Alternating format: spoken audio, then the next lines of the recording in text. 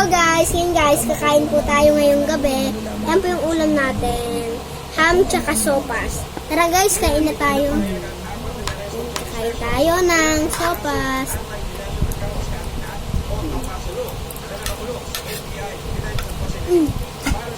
Ito.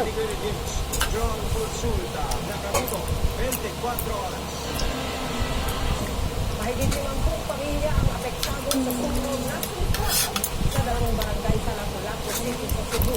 Umabot ang mga yan sa ika-4 na anak na ambag. Pagpilito si Reno, Sir Jerry Regional TV. Ano yan, Isikin? Huwag mo nang dumputin yun. Alis lang. Hindi! Ha? Gusto mo sa baho? Tama na, tama. Ano dyan?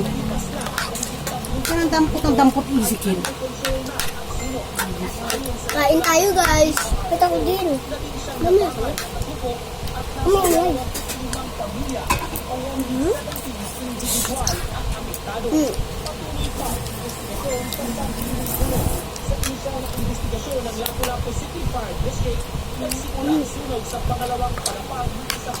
Sarap guys.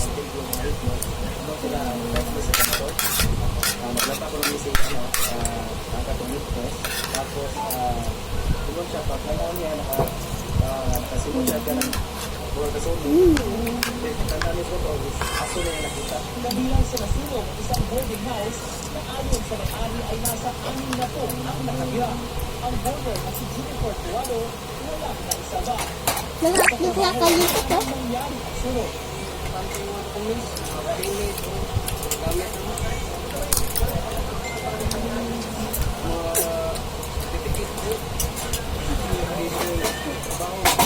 Ayon sa barangay, Ako naman. Ang sarap. Kan bakit do?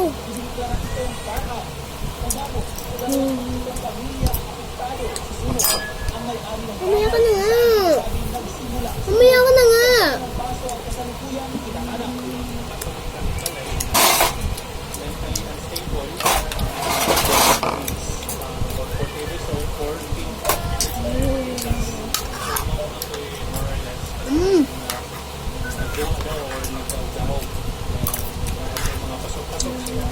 para sa GMA Regional TV at GMA Integrated News, Guys, mayroon ako sa inyo. Ipapakita guys. Wait lang ah. Yan muna isa mamaya. Tangas ah. Bye-bye.